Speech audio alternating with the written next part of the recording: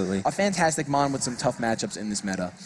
And we do see one move that I want to point out at number 7, Imprison, which is a move that we don't see too often anymore. Of course, Imprison back in the day used to be a very good trick and counter to, back in the day. Back in the day. Back in the day. Before I was born, back in the day when Dweeha was running around. To just imprison all the moves that, preventing tricking from happening, preventing protect from happening. So that's one move that I like to see, and I'm just kind of upset that we don't see it right now. We don't see it anymore, definitely not. But we're going to go ahead and we're going to throw it over to the stage. We have our next 2 trainers ready to battle it out in round 4, day 2 of Swiss. We're going to shoot it over to Justin right now. Thank you so much, Jonathan, and hello again, Pokemon fans. Joining me on stage are 2 incredible Pokemon players here. They are in the 4th round of Swiss play on day 2 of the U.S. National Championships. It's actually really heating up now because a lot of players have lost a match, and they know that they have to win pretty much the rest of the day out here. I believe we have 2 competitors that are both 2-1 right now. Of course, on my right, you have seen Wolfe, Glick a couple times, but I believe we have a new competitor on stage here for the first time. So why don't you tell us your name and maybe a little bit about your Pokemon history. My name is Jacob Peterson. I've been playing Pokemon for 3 years, and this is my first Nationals in the Masters division. Wow, that is incredible. How does it feel going up against a man that has won Nationals 2 times? I was really scared when I saw Wolfe's name on the pairings. It's going to be a tough game. And Wolfe, you guys are both actually at 2-1 right now. How important is it to get this victory? For me, it's very important. I'm going to try my best. I'm sure Jacob's a really strong trainer, and I'm looking forward to a good match. Do you feel like your experience maybe is giving you the edge in this one? Honestly, Pokemon's a game that can go either way. I've never played against Jacob, so I think it'd be pretty dumb to write him off. I agree with you there. There's been numerous battles I've had where I've been surprised. So any additional nerves there being on stage for maybe the first time? Well, it's Pokemon, so anything can happen, so I'll just try my best against Wolfe. Of course, of course. And Wolfe, going for a potential 3rd national championship, is that really important to you right now, or do you have your eyes set on the Worlds? Well, I'm not that confident in my team, so I'm going to do my best. I'm going to play the best I can, and we'll just see what happens. All right, final question here, guys. How close are you? We're looking for championship points here. It's very important for those of you at home to get these championship points. That's what these trainers want, to bypass day 1 at the World Championships or to just get the invite. How close are you right now? I think I need top cut, so I'm going for top cut. So there's a big match, guys. Stay tuned. Both competitors are going to go ahead and go to their consoles right now. We're going to head back over to the commentators, but this is a big one right now. Thank you so much for that, Justin. This is definitely, as Justin said, a big one. A Wailord-sized match up on the stage right now. Both players being 2-1, desperately trying to make top cut for numerous reasons. Right, and we see Jacob, he said that this is his first Nationals. First Nationals, and he had to go up against the current #1 player in championship point ranking, Wolfe Glick. Looking at the championship point spread, I believe Jacob came in with just a handful of championship points, so he definitely needs a deep run right here. And it's just so unfortunate. You've made it to day 2 of Nationals, and then in round 3, where you've already lost 1, you don't want to lose any more, just in case. You don't want to bubble out of the top cut, the top 8 here. So now Wolfe Glick is in your road to possibly making top cut. Definitely, and I mean, just like Wolfe said, you don't want to count a player out. Experience, of course, is extremely important in this game. But this is Jacob's first time attending Nationals, and he's up here on the main stage, day 2 of Swiss, trying to make his way. So Wolfe's being smart, doesn't want to. Something he's always told me is that he never wants to get too overconfident. Especially, I mean, he said he doesn't really feel too confident about his team in any way. Yeah, and that's definitely a thing that Wolfe should know. You can never take a player out of the picture. I mean, Jacob's made it to day 2. He's made it to day 2. He is currently 2-1. That means he's taken 2 games off really good players. Every player here in day 2 is just absolutely fantastic. He's a fantastic trainer. We're going to see Jacob's team on the screen. It is a Venusaur, Hydreigon, Charizard, Aegislash, Azumarill, and Landorus. And on Wolfe's side, we did see his team on stream yesterday, but he's got a Milotic, Kangaskhan, Thundurus, Landorus, Heatran, and a Moongus. So definitely 2 powerful teams, like we just said. Both players are here on day 2 of Swiss. Round 4, both just really trying to not see a loss, but unfortunately one of them will, and we're going to hop right into this game. Yeah, and one thing that Jacob's actually bringing that you don't see too much anymore is that Charizard Venusaur core. It was really popular in the beginning of last season, but nowadays people opt for either just Charizard or just Venusaur. So interesting to see here. It could come down to a situation where Charizard Mega Evolves and has Venusaur just stay in with Chlorophyll and not Mega Evolve, instead go for really fast leap powers or really fast attacks. Yeah, double Mega is always, it's not as mind gamey as a Sword and Blade, of course, but it's still a mind game. You don't know which one is going to Mega Evolve. We do see that Jacob does lead with the Hydreigon and the Landorus. Unfortunately for him, because Wolfe gets that competitive boost with the Milotic and the Kangaskhan. Yeah, and at the same time, you know, Kangaskhan currently has 1 stage of reduced attack, but at the same time, Milotic has plus 2 stages of increased special attack, so I'm not sure where you want to be in that situation, you know. You do weaken that Kangaskhan, but also you boost that Milotic, which is going to be doing a pretty good amount of damage to both Landorus and Hydreigon right now. Yeah, I would not want to be in Jacob's shoes because Milotic often carries moves such as Icy Wind, which is super effective to both of Jacob's Pokemon right now, and that's just a tough spot to be in, especially at +2 special attack. Yeah, and that was a good play right there from Wolfe to just lead that Milotic. You know, a lot of players, they do enjoy leading off with those Landoruses. To go for the Intimidate's first turn, you know, it's always a good thing to start off the game with Pokemon that are intimidated on your side, or on the opposing side, right? Definitely. And, you know, Wolfe took advantage of that by switching in that Milotic first turn. Definitely, and we're going to see Wolfe take back that Kangaskhan that did have its attacks that reduced, and bring in his own Landers to intimidate the Landers on the other side of the field. Of course, Hydreigon doesn't mind it too much being intimidated, and Jacob's actually going to withdraw his Landers after being intimidated, so speed really coming at the fact that we saw the Kangaskhan switch out first before the Landers, so we can pretty much know that that Landers is not Choice Scarf.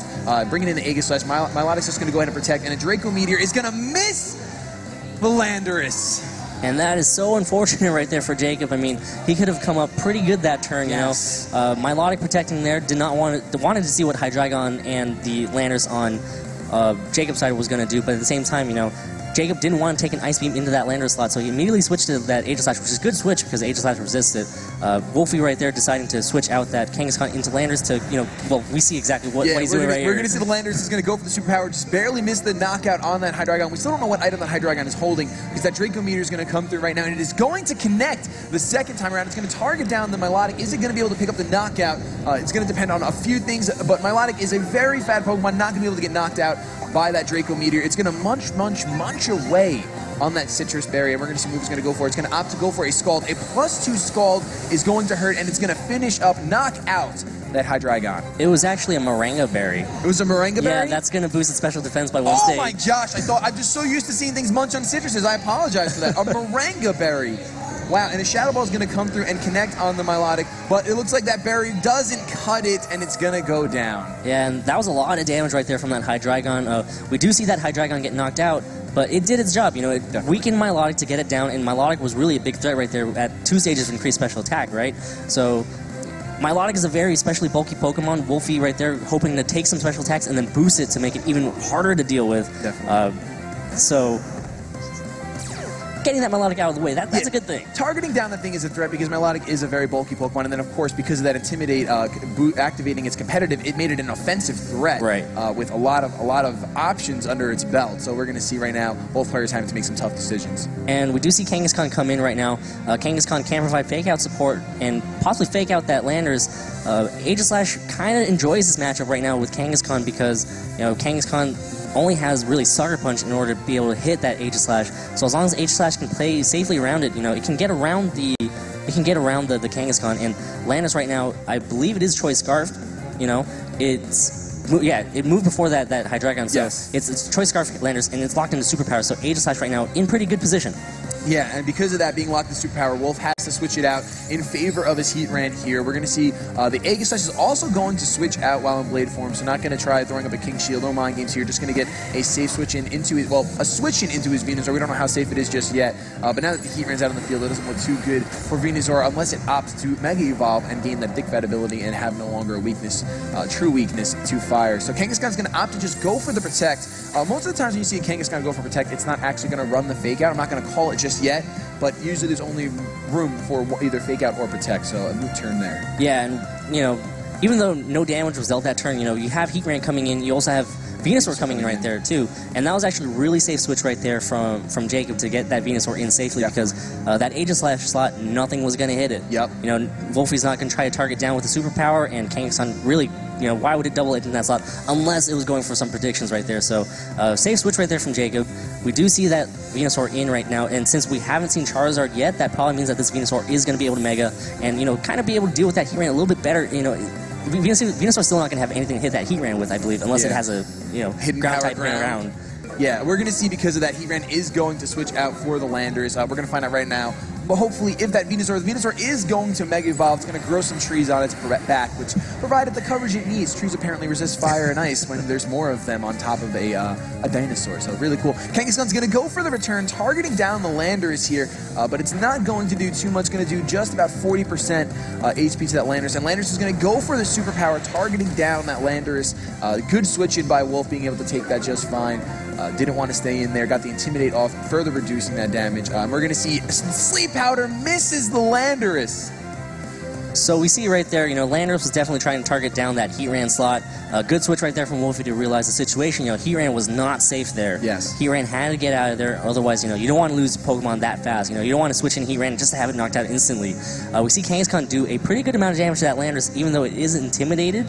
And, Landorus is, they're pretty bulky, so this one might be a bit bulkier, might be a different item than Choice Scarf, because we saw that Kangaskhan move first, either Assault Vest or Choice Banded. Venusaur is still sitting pretty out there, not been damaged yet, can't go for Sleep Powers. That's a big threat right there. Definitely, Sleep Powder is such a huge threat. Putting a Pokemon to sleep cripples it entirely for at least one turn. We're going to see Landers, after getting those stat drops, switch out into the Aegislash. Kangaskhan's just going to go for a safe protector, not wanting to take any damage or be put to sleep. The Earthquake's going to come through on that Aegislash switching. It's going to do a good amount of damage, being super effective. Even in shield form, it's still going to do over 50% to it, and does a sizable amount to the Venusaur because it is neutral thanks to the poison typing, although grass does resist ground type moves. The weakness policy is going to activate on Jacob's side, and that is definitely scary. We're going to see a Giga Drain fire off and do a huge amount of damage to Landorus. Yeah, and that puts Jacob in a pretty decent position right now. You have 2 stages of increased special attack and attack on that Aegislash, and right now this Landorus is going to be knocked out from another Giga Drain from this Venusaur. I mean, this Venusaur is hitting pretty hard, so I would expect it to not be as bulky as a lot of players expect it to be. If somehow Jacob can get rid of that Landorus on Wolfie's side, that's going to open up the opportunity for Aegislash. I mean, Aegislash is heavily weakened.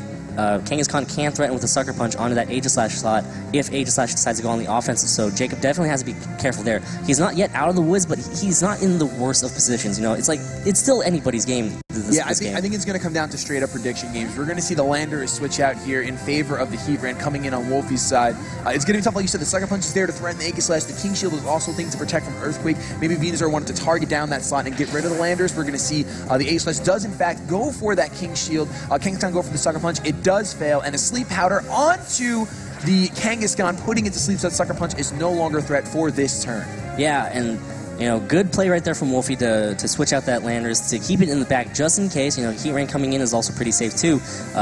Right now that Kangaskhan is asleep. We saw it go for that Sucker Punch. You're right. That was a safe play. Possibly pick up a knockout on the Aegislash if it did decide to go into the offensive, protecting that Heat Ran switch in. So good call right there from Wolfie. But right now we do have a sleeping Kangaskhan, and one thing that Venusaur probably wants to try to do right now is put that Heat Ran to sleep too, because Heat Ran's going to be able to threaten that Aegislash, and Aegislash... Oh! We see the wide guard so that there can't be any Heat Wave nonsense going on from this Heat Ran, if that's what, in fact, Wolfie decided to do, or did he predict that? We're going to see Kangaskhan is still asleep, and Heat Ran goes for the substitute on the wide guard, so no sleeping today, the Sleep Powder. Heat Ran avoids the attack. That stuffed animal just completely distracted Venusaur. It's fantastic. Beautiful play by Wolfie. That was a bold play right there really from Jacob's side. But Wolfie punishes that wide guard with the substitute, and now Heat Ran hiding behind the substitute is not one thing that you want to see, because I actually think that substitute Heat Ran is probably one of Wolfie's signature Pokemon. I mean, he's brought it so many times, and he protects Heat Ran so well. He reads the opportunities to get that Heat Ran behind a substitute, and he did it right there. He's oh man, just hiding behind a substitute now, can't be put to sleep, and Aegislash has spent turns to try to break that substitute. That was so perfect. We're going to see Kangaskhan does wake up and decide to defend its young, hitting that Venusaur with a return. Heat Wave is going to come through from the Heat Ran. Will it be enough to pick up the knockout on the Aegislash in shield form? It is going to pick up the knockout and do a sizable amount of damage despite the thick fat, and it gets the burn on the Venusaur. Oh my goodness, that secondary effect is huge. We're going to see the Venusaur does opt to go for the Sludge Bomb on the Kangaskhan. Going to be able to do a lot of damage. Like you said, this doesn't seem like a bulky Venusaur. It seems a bit more offensive to me. Yeah, and we see Heat Ran being able to put it in work, going for that Heat Wave right there. Jacob right now not sure exactly what Wolfie's going to do with that Heat Ran. Opted to not go for that wide guard, which would have would have helped out that turn. Yeah. So great mind games going on right now as we see Landers come in and intimidate Kangaskhan. I think what happens is when you get played once and you go for the wide guard and you get predicted, it's like, I don't want to go for that wide guard again and get played again. Like, you get played once, all right, shame on my opponent, they did me dirty, but you fool me twice. Right, and you've revealed the wide guard, so you know Wolfe was probably going to be more careful as we see Kangaskhan go for that hit. Kangaskhan goes for the hit and gets a critical hit. It's a crit on the Landers. Oh my goodness, another heat wave is going to go ahead, and I think Wolfe just completely took the momentum of this game, put it in his pocket, and he's just sitting comfy right now. Yeah, and oh man, Wolfe played that exceptionally well. I mean, Jacob does... Back crits, are you kidding me? That's salt right there. Can we not do unnecessary crits? Calm down, Wolfe. Going back to it, I mean, you know, Jacob has the tools to take it. I mean, Venusaur can do work. It's just unfortunate that heat rank got up that substitute. You know, he was in position to do a lot of work. You know, he picked up the first knockout with that Milotic. You know, going for the Draco Meteor and the other hit, it was a Shadow Ball from Shadow Ball from the Aegis Slash, right? To pick up the knockout on that Milotic, which, you know, probably would have just sat there and picked up, you know, a lot of boost, or, you know, just sat there recovering off any damage that it would take. It does have that Moringa Berry, so it did need to get doubled up into. And that Draco Meteor did do a lot. We did see that Landers' Choice Scarf did outspeed, so we know the Hydreigon has no chance. Most likely not Choice Scarf, but I wouldn't be surprised if it's Specs, because we didn't see a Life Orb on there, and it did dish out a lot of damage. Yeah, and, you know, Jacob does have the pieces. You know, he just has to adjust a little bit more accordingly, and has to play, you know, a little bit better. You know, he has to get over that edge on Wolfe. Don't let that heat rank set up a substitute. It was the one turn. You know, sometimes that happens. He made the prediction. Of it's going to be heat wave. It was still a good call. It was a good call. It was one of the two calls. You know what I mean? It's not like it wasn't like, oh wow, that call was out of left field. It was a good call, but unfortunately Wolfe just went for the move that put him in such a good position. As both players are choosing their teams right now. Like you said, I think Jacob really does need to I wouldn't say be a little bit more careful. Be more careful about choosing his moves. Don't give Wolfe those opportunities to gain advantage like that. Yeah, and one thing that I definitely do want to see Jacob try to do is protect his Hydreigon a lot better. Yes. You know, Hydreigon's going to be his offensive powerhouse. You don't want that to get knocked out. You know, go for one Draco Meteor and then, you know, possibly switch it out to reset the special attack stages. Yeah, definitely. I mean, he had missed that first one, so he did only connect with one and get that special attack drop, but then it still went down because the Milotic was there, Milotic was there to dish it out. We're going to see he does lead with Aegis Hydreigon now, and the Landers Kangaskhan is the lead, so Jacob not wanting to lead with Intimidate for the second time in a row, fearing that Milotic. Yeah, and one thing that Jacob does know now is that Kangaskhan might not have Fake Out. We've seen Protect. Yep. You know, if Jacob can piece it together, you know, he might be able to figure out that he does not have enough room on that Kangaskhan to run both Protect and Fake Out.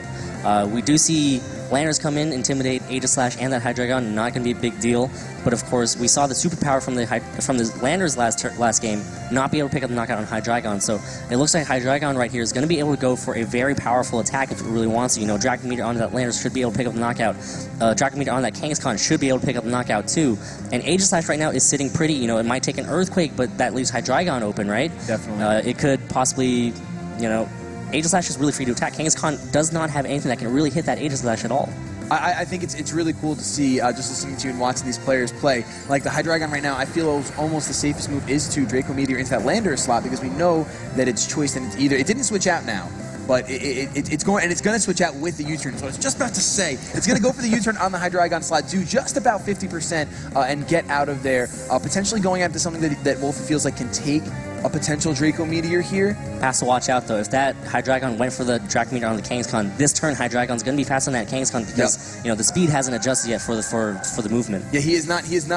Wolfe did not go for the Protect because we did see that return first. Kangaskhan outspeeds. He doubles up into the Hydreigon and he's going to be able to pick up the knockout there. No Draco Meteors today. Oh my goodness, that was absolutely huge. That U-turn return combination. All these turns, you got a return and a U-turn. We're going to see Aegis Slash go for the stance change. Going to go for a Flash Cannon. I think that it's going to target down the Kangaskhan here. It's going to do a sizable amount of damage, over 50%, bringing it into the yellow. But Jacob is down one Pokemon on turn 1. Yeah, and you know, like I said, had to protect that Hydreigon a bit more, and Wolfe realized that. Wolfe targeted down that Hydreigon with U-turn and a return. I was surprised to see that Kangaskhan outspeed that Hydreigon. You know, a lot of the Kangaskhan's, you know, they run Adamant. That's not a boosting nature for speed. Yes. But it looks like Wolfe is either running the the really fast Kangaskhan, or Jacob opted for a modest Hydreigon. So to boost its special attack instead of boosting its speed. Right. Unfortunate to see right there as we see Azumarill come in.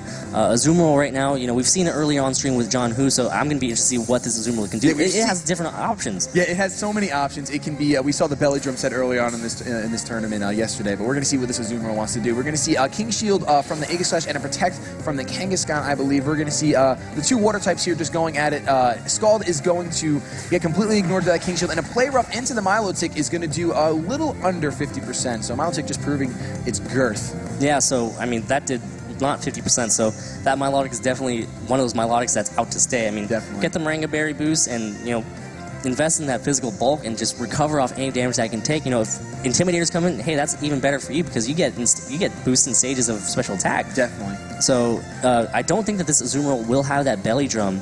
That's going to be unfortunate because, you know, you want to be able to get those boosts. Yeah, you want to see it does come at a cost, of course, 50%, and then if you have the citrus to recover. So maybe he's not running a citrus barrier. We're going to see Kangaskhan switch out for the Heatran. Then we're going to see that recovery you were just talking about, so the Milotic can kind of stick around here, just going to be able to take moves. And Azumarill goes for the Ice Punch on that Heatran, so a beautiful, beautiful switch in by Wolfe. And then we're going to see the Aegislash once again switch into Sword form, Blade form, go ahead and use a Flash Cannon, no matter which Pokemon it's resisted right now. So he targeted down, the Heatran slot is just going to be able to take that just fine. So beautiful, beautiful switching for Wolfe, although the Azumarill is on the other side of the field. Yeah, an interesting thing to see, you know, Azumarill go for that Ice Punch, probably expecting a switch right there into a Landorus Therian.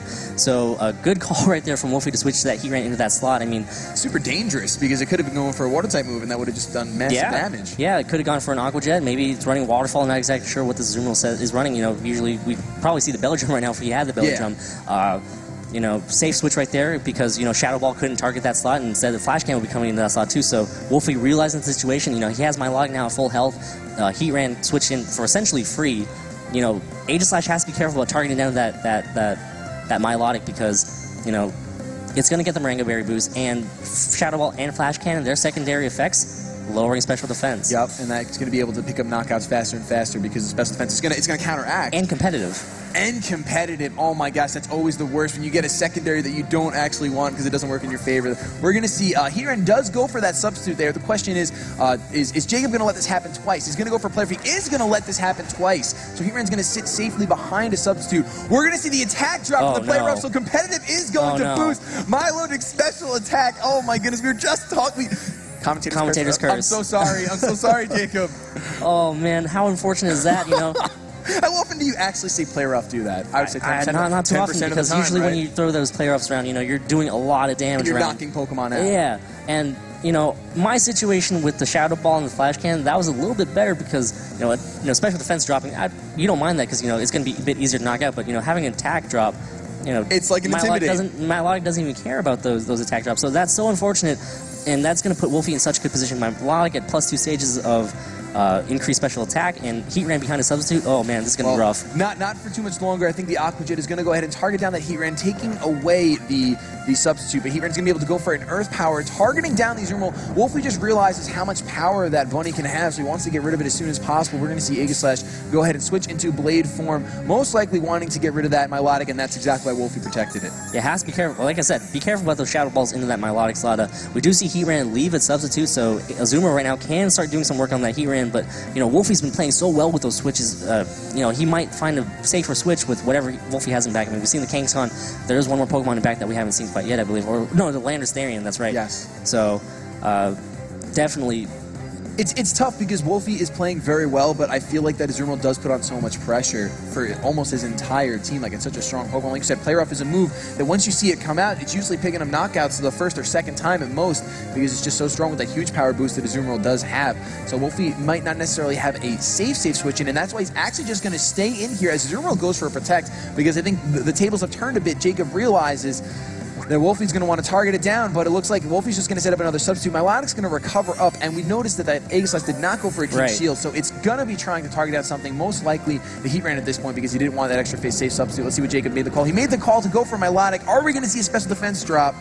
we're not, but we are going to see that Moringa Berry get eaten up and raise its special defenses even higher. Yeah, and Wolfe, again, that heat ran behind his substitute, that's going to be problematic. You know, Azumarill should have gone on the offensive there, I felt like. You know, go for an Aqua Jet, at least damage that heat ran before he can get up a substitute. We see it going for the Earth Powers. You know, we see it not do too much damage to that Azumarill. I mean, Azumarill could probably take like 2 or 3 more of those Earth Powers. Yeah. So, unfortunate to see Jacob not go on the offensive there. We do see the Moringa Berry activate on the Milotic. That's going to make it a bit harder to knock out. You're going to have to double up into it if you're Jacob to go for the Play Rough and another Shadow Ball into it in order to pick up the knockout on the Milotic. And we see exactly how much staying power Milotic has here. Yeah, definitely. We're going to see the Heatran just go ahead and go for the Protect. We've seen that it's been carrying the leftovers, so it just wants to get a free turn of recovering its HP after using that substitute. We're going to see the Aegis Slash does go on the defensive at this point. We got to remember, we're over halfway done with this match now. We have 7 minutes and 20 seconds left in this timer. We're going to see an Aqua Jet get completely protected by that Heatran, and then we're going to see a recover on the Milotic. So I think Wolfe is at a point where he just wants to live. He just wants to live it out. There's 7 minutes. I'm not saying that he's going to run into timer like he did yesterday on stream, but it's an option. Yeah, and Wolfe is one of those players that plays very meticulously. You know, he thinks about all his win conditions, and a lot of players, they do sometimes forget that the timer is a win condition. So, you know, Wolfe does realize that right now probably, and Milotic's sitting pretty right there with a +1 boost in, you know, special defense. Heatran hiding behind substitutes, recovering health from leftovers as Azumarill go for those Aqua Jets. So, Wolfe in a really good position right now. Jacob has to find some offense right here. And we're going to see Aegis Slash dodge that Heat Wave. That would have been really nice. Now, we did see a burn in the last game on a Heat Wave. Are we going to see that again? Because that would completely cripple. No, we do not. Instead, we're going to see a Scald come through and connect on the Aegis Slash. That's a +2 Scald right there. That's a +2 special attack next to that competitive boost. We're going to see Aegis Slash does opt to go for a Shadow Ball. Who is he going to target down? Is he still just trying to get rid of this Milotic? No, he decides to go into the Heatran. A good option, definitely, because right now it is out of substitute range. Even after leftovers, I think it's going to need to try to protect and gain some HP back. Yeah, and again, you know, Azumarill with Aqua Jet, that's going to apply pressure to that Heatran right now. So, good position, a little bit better position for Jacob. Again, that Milotic is still sitting pretty, you know, he has to find some sort of offense to be able to pick up the knockout. We still haven't seen Jacob's Mega yet.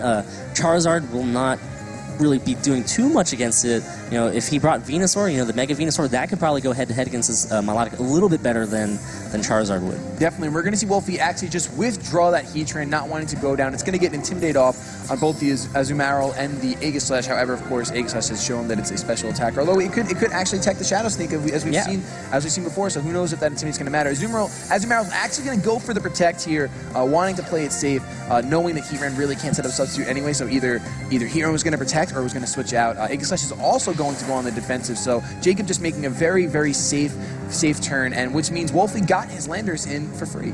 Yeah, and right now Jacob's probably just finding the best opportunity to pick up a knockout. You know, seeing an Ice Punch right there would have been great. You know, that would have been a great switch. You know, Ball's like really, really tough call right there. You know, that would definitely put the ball a little bit better in Jacob's court. You know, to be able to pick up the knockout on that Landers there and switch in.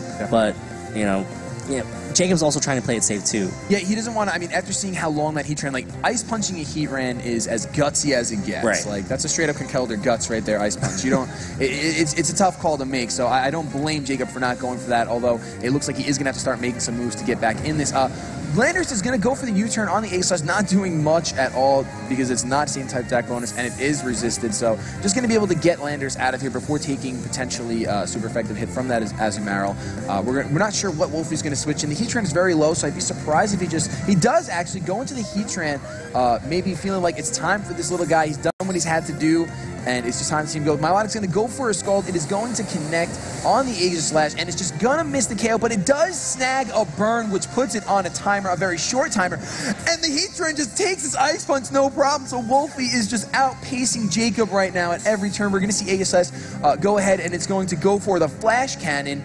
Yet again, outpacing. Is Heatran going to be able to live this? It is going to live on 1 HP. That is 1 HP it's going to live on. Oh my goodness. My socks just got knocked off. They're gone. They're gone. That is such an incredible switch right there. Someone find my socks. They're gone. Jacob was expecting, you know, a switch right there, definitely. You know, either Lander's going to switch out, you know, or go for a U-turn right there, but could not pick up the hit on the switch at all. You know, expecting either Kangaskhan to come in, or, oh man, that's just so unfortunate. This Milotic is just out of control, man.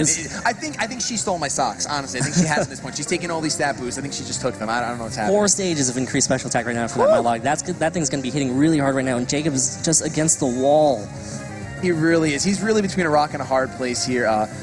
Wolfie's just made some excellent predictions, some crazy switches. He's going to switch that heat ran out once again to get an Intimidate off. This Azumarill is going to be at -2 now. This is the second time it's going to be intimidated, and of course, Landers is going to get intimidated as well, so it's not going to be hitting as hard as it would have been. But I think right here, I think that Wolfie just put himself in such a good position. We're going to see the Aqua Jet come through, and even at -2, it's a crit. That's what I was going to say. At -2, are we kidding right now? This is serious. The Scald, though, is going to be able to one-hit KO that Landorus and take it out. So Wolfie in a 4-1 situation here. Pretty secure. Yeah, and we see Azumarill right now just going up against 4 Pokemon left on Wolfie's side. Milotic can Scald. You know, Landorus there and can just go ahead and go for Rock Slide. He can really hit it with anything right now because Jacob's in such bad position, and that's just unfortunate to see. Definitely. I mean, there's a lot of pressure on this game. A lot of pressure during this tournament. We're going to see Milotic just go for the Scald, miss the knockout on the Azumarill, and we're going to see the Citrus Berry. I believe it's a Citrus Berry. I should wait from now on. Citrus Berry is going to get popped and is going to recover some HP, and a Play Rough is going to connect. We know that that's not going to pick up a knockout right there. That only does 50 points of damage. Yeah, and right now, Kangaskhan can just go ahead and go for the return. Milotic can just go ahead and go for the Scald to pick up the knockout on Azumarill. We do see Azumarill go for the last hit, you know, go for a critical hit on that Aqua Jet, but Kangaskhan right here is going to be able to seal the deal, and that should do it. That's going to be the game. That's going to be 2-0 in Wolfie's favor. Now, this is still, both these trainers have proven themselves to be amazing by being here day 2 of U.S. Nationals. The competition is stiff, and Wolfie just came through with some incredible predictions. I still don't know where my socks are. They're gone. It's crazy. Those were a lot of really good switches right there from Wolf. You know, alternating between Heatran, alternating between Landorus Therian. You know, keep your opponent on the edge. You know, you don't want to know exactly where those attacks are going to go. You know, Ice Punches into Heatrans, Aqua Jets into Landorus Therian. You know, really safe moves right there from Wolfie. And, you know, he is a 2-time national champion. And there's a reason why. He's showing why. Yes, right? Absolutely. It's always awesome to see, like you said, a 2-time national champion, someone who has these accolades, and then you get to see, why am I this champion? Why is my name being thrown all over the place right now? Well, this is why. Look at these switch-ins, look at these predictions, look at this team that covers its weaknesses. The fact that he has that Heatran to switch in on a possible Ice-type move, it's huge. Like, he planned for that. He's a trainer among trainers. Yeah, and, you know, Jacob didn't decide not to bring his Mega in that last game. So, you know, you still had to, you know, congratulate Jacob. He is day 2 Nationals. Day 2 Nationals, I was saying before, it's no small feat just being on the main stage day 2 Nationals. Taking a loss to one player, you know, Wolfe, that's a player that you can definitely take a loss to. And taking a loss from Wolfe, that's something to be ashamed of. I would just be like, I got to play Wolfe, and now you can walk away with all that knowledge that you learned, being able to play against. We get to learn a lot just by watching and commentating, I feel like, but then when you get to play against, I feel like it's another level. You get to go